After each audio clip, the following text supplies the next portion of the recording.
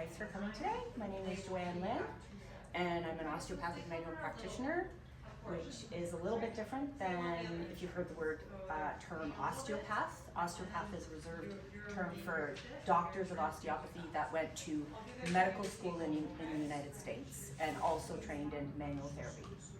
So the term that I'm allowed to use is osteopathic manual practitioner. It's a bit of a mouthful. I'm supposed to correct people if they call me an osteopath, but it's okay if you accidentally say it. I just can't put that in print.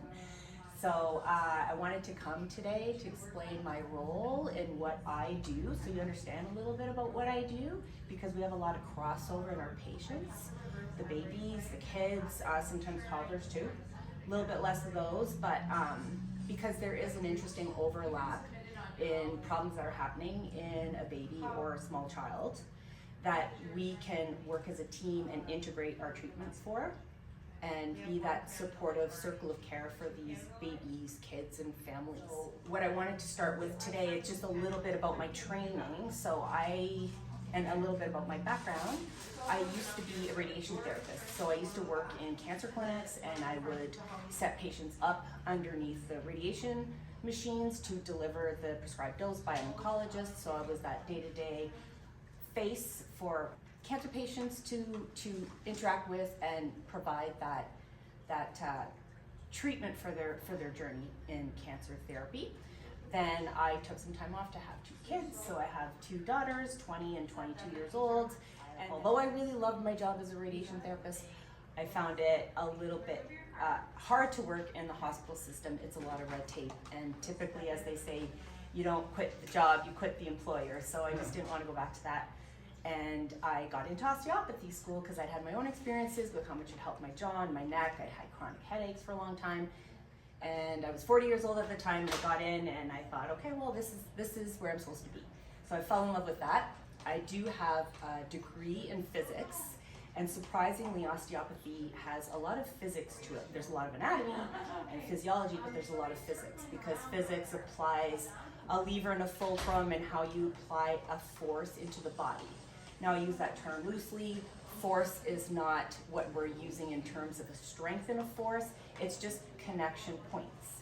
So if I'm working with a baby or even an adult, the touch is very therapeutic and light, and the whole point of it working well is that you access the 2 areas between wherever your 2 hands are, so that you have a clearance of whatever is tight, whatever is irritated, and whatever is sort of like in a hypertone, to have it relax so things clear naturally without forces. So that's one way that we're very different from chiro. Okay, chiro is hands-on therapy, just like osteopathy is, but chiro goes a little deeper, and they're kind of more getting through lots of layers of tissue all at once quickly. We don't do that. That is not how we treat a baby, certainly not. Another change or difference between what osteopathy would do and how it's different than chiro, for example, is we understand the cranial structure very, very well. So we think we're just a bunch of bones up here that don't really move. That's wrong. All of our cranial plates are connected by special ligament tissue that has resiliency and the ability to shift and allow expansion and contraction. We live in a pressurized environment, so obviously when air pressure changes, we would always, all of us, have a headache if that didn't accommodate or change. And indeed, that's the case when some people have frequent headaches or migraines. They probably have some cranial bone, cranial structure issues going on. But then the head sits on the neck, and there's 7 neck bones. And then there's 7 neck bones on top of 12 thoracic bones. And so continuing down, we're our spine, and the head on top is a whole unit of function. So with babies, getting to them, birth is their first traumatic experience. It is traumatic. It has to be a fight and flight procedure or situation, because it has to come to an end. It's not going to be a rest and digest. It's going to be highly driven in the sympathetic tone of things. And babies get born with injuries. It could be a textbook birth and delivery. It could not have been too short, not too fast, mom labored just the right amount, baby's head engaged properly, they were positioned properly, nothing needed to be applied to the head medically, etc., etc. You can still see a baby that is quite still stuck in that sort of intrauterine tension, however they were in there, or the birth forces affected them in a certain way, and they are having trouble letting that go.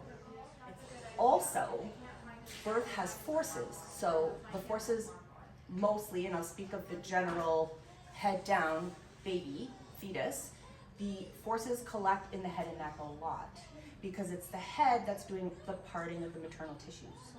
So that's a resistive force on the head. And then you add compressions from the contractions of the uterus, and that's collecting through the body and then adding up into that neck and head.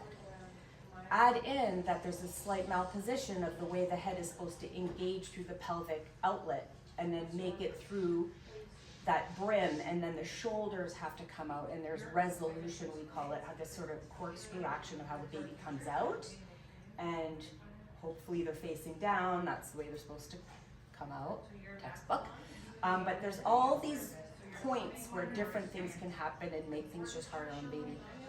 So when I see a baby that's come to see me for perhaps reflux colic, excessive crying, which is typically, that's the general term for colic, is a lot of crying per day, per week. Reflux issues would be, in our interpretation, heightened sympathetic tone that is upsetting their digestive system, because not like us, we have grown to be able to dampen certain things and have our digestive system not go too off, even though we're stressed or in pain. But babies don't have that regulation. So we want to help them overcome tightnesses in the body, an upregulated hypersympathetic tone that's stuck in their body, as well as physical issues that can happen to them. So cranial plates, so the head bones being stuck a little bit overlapped. A mandible that's stuck swung one way and caught in the ligament system up through the sphenoid bone. How can we get that to relax so that everything is more or less more neutral, or there's that ability to move in both ways, or if there's a head turning and neck turning preference one way or another, we help that to lessen so the range of motion is better. Because if they come to see you for a tongue tie, I don't know how much resolution the mom is going to feel in the breastfeeding problems if the head rotation preference is stuck like this, because that approximates the shoulder to the floor of the mouth. It's hard to swallow this way. You can all try it if you like. So if you see a baby that and you do a release, is the effect going to be marginal? Yeah, sometimes it's going to be marginal because there's other things trapped in the body, and the body will do a lot better if we can set them up for a better outcome post-frenectomy. So if I see a baby, when I see babies, I really try to make a point of assessing in their mouth. If I can't on the first day because of different reasons, I definitely do it on the second day. And what I want to check for specifically up in here, which is relevant to you guys, is any low resting tongue posture, which is just fascial type things, and the tongue will go up better and trend up better for that undulation for swallowing, for better suckling with the cheeks and the posterior pharynx. Help that a little bit more, and then refer them to you so that you can do the proper diagnosis. And whenever I see parents, I make sure to tell them I can't diagnose that. That's not in my scope of practice, but I can look for hints, the signs and symptoms of those restrictions and what it feels like and what it looks like, not just what mom is saying or not saying, because I'm sure you've seen the exceptions where a baby with an anterior tie is eating fine. They're compensating well, but they're also using every other throat muscle, the jaw muscles in a certain pattern that's fatiguing them. So I make sure to ask the parents, does baby fall asleep a lot during feeds? Or the opposite group where they're really spicy and they pull back and they're mad because something's fatiguing them. Something's not working well in here because there's an actual physical tether tissue under the tongue. So usually I'll give 2, maybe 3 treatments, and maybe that third treatment, as long as the baby's feeding well and gaining weight, because we need to concern ourselves about that, then I'll have them back closer to maybe a growth spurt, and then confirm I don't get much elevation with the tongue. I feel that the frenulum is coming very like sickle shaped. Don't know what terminology you would use, but really towards the back of the teeth. It doesn't start partway through the oral floor. It feels thick. The white milky tongue, whatever signs I might see, and then refer them over for that diagnosis and that help. And then if I happen to see babies that have been here or elsewhere and their baby's had a tongue tie release, I'm making sure, because that's part of my intake form, I'm making sure, does it feel like it reattached? Does it feel like it grew back? I ask, how long did you do the stretches for, the massages under the tongue? Mom, Dad, did you go through the follow-ups, the appropriate follow-ups with the dentist's office? And if they're sort of in the thick of all those stretches, if they feel discouraged, if they feel like they're not doing them right, I'll try to help them with that. There's some interesting other things that I work with inside the mouth. Not only do I check their ability to use their tongue and what that feels like, obviously I'm checking the buccals or buccals, the lips, how does that feel? Is there potentially a lip tie? What does the hard palate feel like? That is very important to me. The hard palate is the maxilla, and it's two bones that meet in the middle. There's often a shift in this midline in babies, almost always. So it's not perfectly midline, there's a tilt. Or it actually feels like it's like there's a side bend, we called it. It's like a scoop. And I'll see it in the orbit. One orbit will look a little different than the other, and I see how it's transferred force through the side bones, the temporal bones, that jaw. And I build a picture of what we call dysfunction, so not good function. And I take it all the way to, now in a baby, this space is very small. You see the little peachy bones, those are called palatine bones, just beyond here. So the soft palate dangles from those bones. But up in this very intricate area where there's yellow, peach, and then finally this turquoise green, a lot of nerves pass through there. And those nerves are sensory motivated, and there's motor, so the swallowing. But the sensory ones get really triggered when there's jammed up issues in these bones, and I'm trained to feel when there's a misguided joint system here. That you can feel the difference. All I have to do is sit in that space with I use my pinky finger, glove on, and I'm feeling very quietly just for a discrepancy in how these bones connect. Again, the mouth is so small in a baby, I can sense with my fingertip if something's a kilter in there. And when it resolves, you hold it the right way, it just relaxes down and out, so to speak, and you can see immediate improvement in the suckle and baby stop gagging, because the trigger for that sensory soft palate tissue is gone, it's not heightened anymore. So there's a relaxation.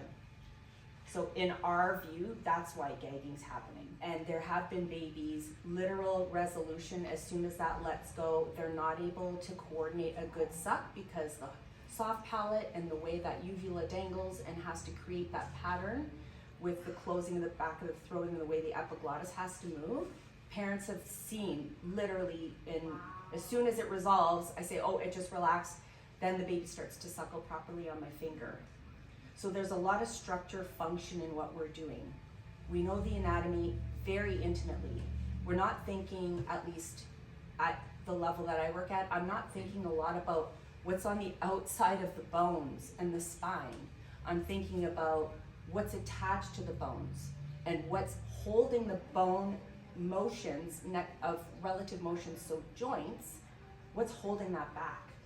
Because if something's jammed in the joint system, a simple joint being our elbow, if something's caught there, you can get interrupted blood supply, nerve conduction to the parts beyond.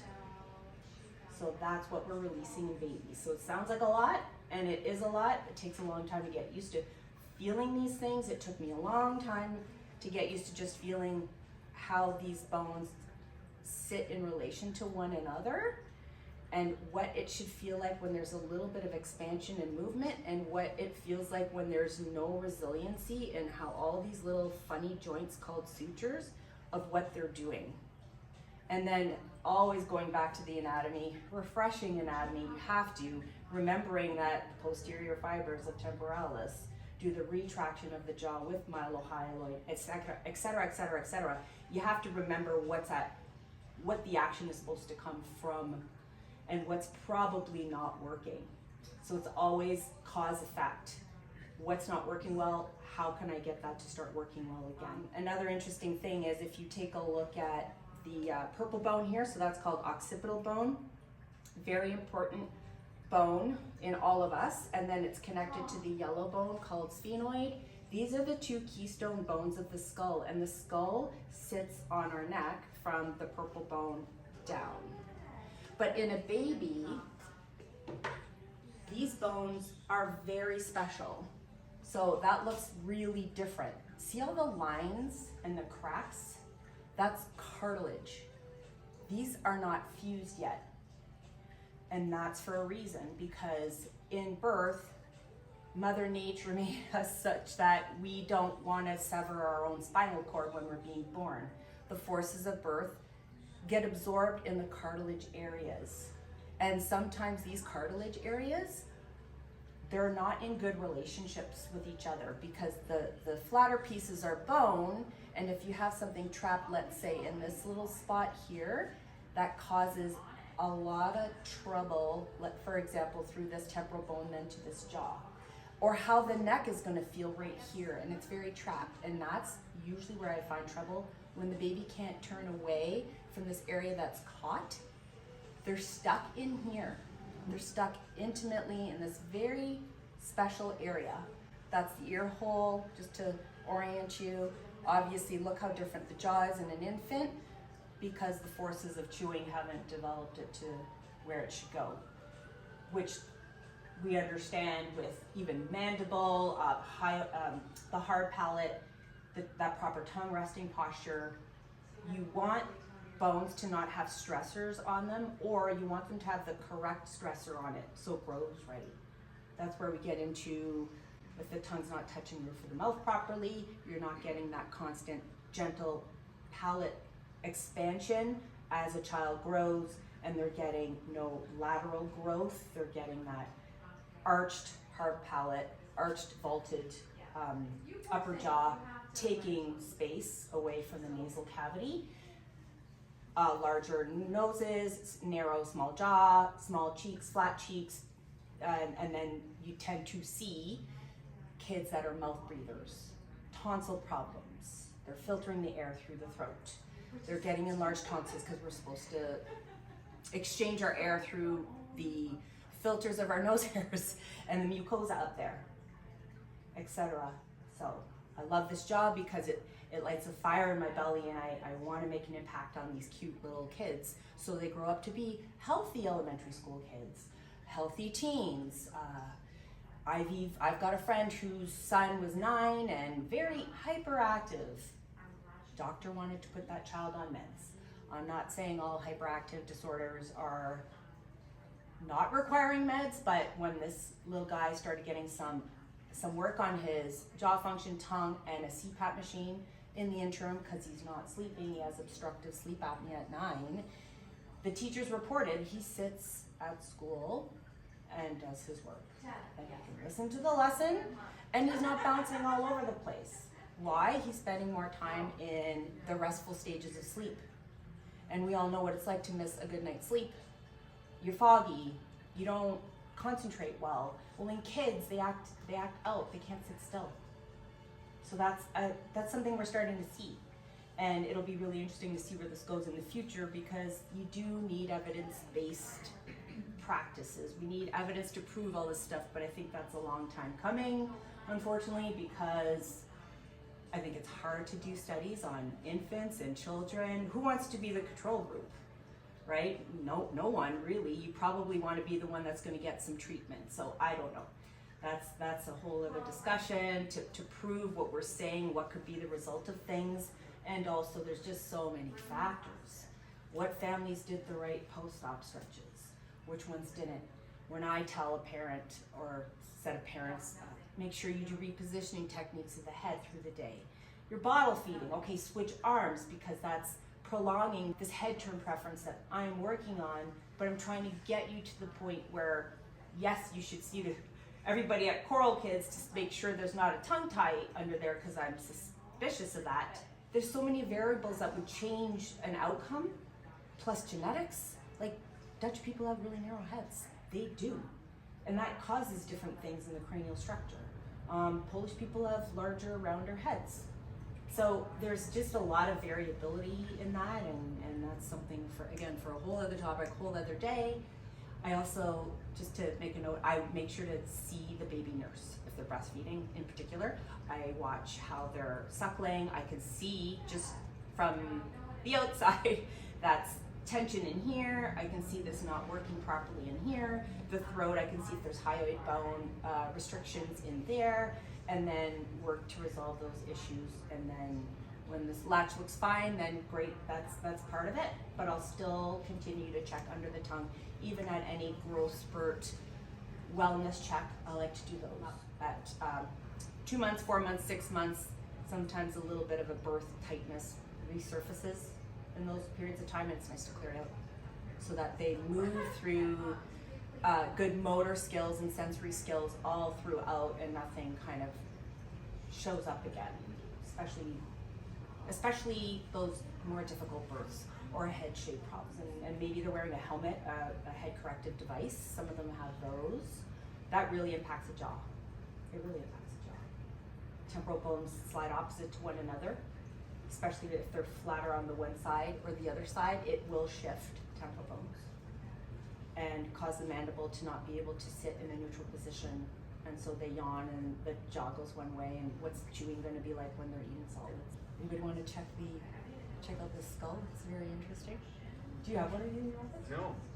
But that kind of sums up what I do. Do you have any questions?